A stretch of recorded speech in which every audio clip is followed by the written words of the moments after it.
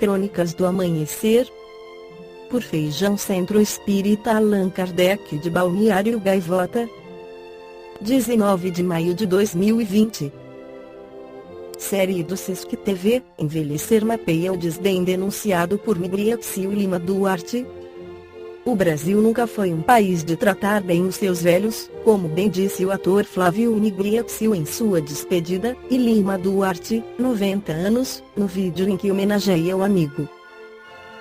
Agora, na era do novo coronavírus, a sensação de exclusão que aponta para eles não é mera sensação, é risco de morte antecipada mesmo.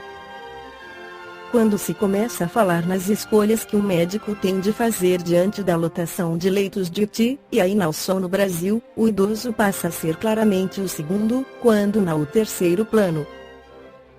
Envelhecer, série de Cláudia Ertal e Paulo Marcon que desembarcou esta semana no Sesc TV não traz o contexto do novo coronavírus, e é bom que se tenha dimensão do quanto esse cenário já é desanimador no mundo dito normal. São 13 episódios que abordam os diferentes aspectos do processo de envelhecimento no século XXI. Velhice hoje, velhice amanhã, direitos e deveres, envelhecer, zero valor da experiência.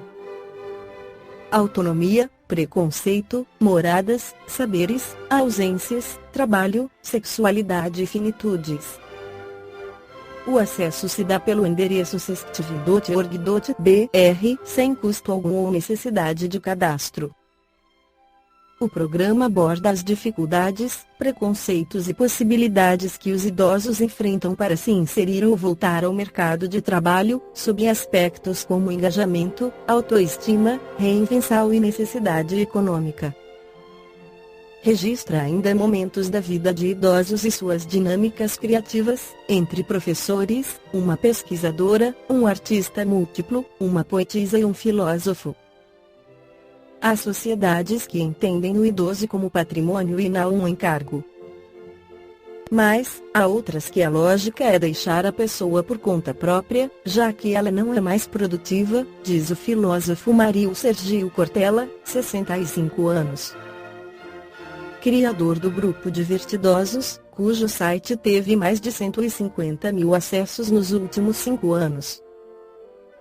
Guilherme Gargantini lembra que hoje uma das piores coisas da velhice é a solidão, porque ela traz muitas lembranças difíceis de lidar. E o que esperam eles do fim da vida, uns doentes terminais, outros ainda muito ativos. Segundo a economista Ana Amélia Camarano, 67 anos, o Brasil é um cenário macabro para cuidados de fim de vida das pessoas que morrem no país. E falta sensibilidade com relação às necessidades de cuidados com quem está em sofrimento. Estudos de 2010 apontam que o Brasil é o pior lugar do mundo para morrer, atrás de Índia e Uganda. Em 2015, porém, o Brasil esteve no 42º lugar e Uganda passou à frente, diz Ana Amélia no documentário. No episódio O Valor da Experiência, o foco está na convivência entre gerações distintas e na troca de informações que contribuem para a longevidade, na construção de respeito e na valorização dos idosos. Envelhecer é perder o alcance, alguma coisa que emperra. A espontaneidade desaparece e perdemos a visão periférica, a linha do horizonte, afirma Ivaldo Bertazzo, 69 anos, professor de psicomotricidade na série. O documentário, todo disponível no site da Sesc TV para ser visto sob demanda, apresenta personagens muito interessantes em uma gama de tipos que nos permite ter uma dimensão do que é esse processo, de como se preparar para ele e de como arrumar a casa para os velhos do nosso país. Fácil não é, mas o cenário pode ser bem melhor do que o que temos hoje, a começar pela valorização conceitual da terceira idade entre nós, brasileiros, que tanto maltratamos a memória do país, de nossos costumes e da nossa própria história. No Livro dos Espíritos, Allan Kardec aborda o tema da velhice 685. Tem o homem o direito de repousar na velhice? Sim, que a nada é obrigado, senão de acordo com as suas forças, mas que há de fazer o velho que precisa trabalhar para viver e não pode. O forte deve trabalhar para o fraco.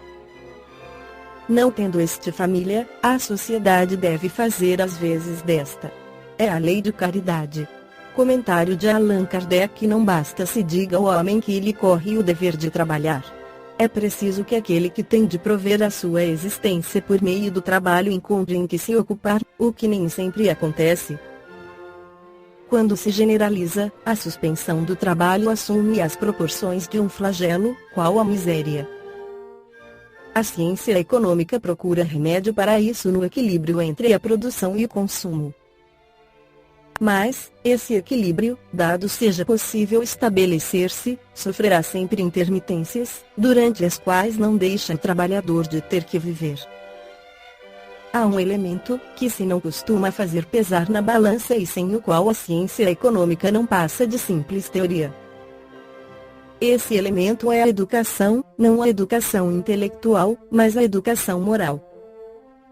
Não nos referimos, porém, à educação moral pelos livros e sim a que consiste na arte de formar os caracteres, a que incute hábitos, porquanto a educação é o conjunto dos hábitos adquiridos. Considerando-se aluvião de indivíduos que todos os dias são lançados na torrente da população, sem princípios, sem freio e entregues a seus próprios instintos, serão de espantar as consequências desastrosas que daí decorrem. Quando essa arte for conhecida, compreendida e praticada, o homem terá no mundo hábitos de ordem e de previdência para consigo mesmo e para com os seus, de respeito a tudo o que é respeitável, hábitos que lhe permitirão atravessar menos penosamente os maus dias inevitáveis. A desordem e a imprevidência são duas chagas que só uma educação bem entendida pode curar.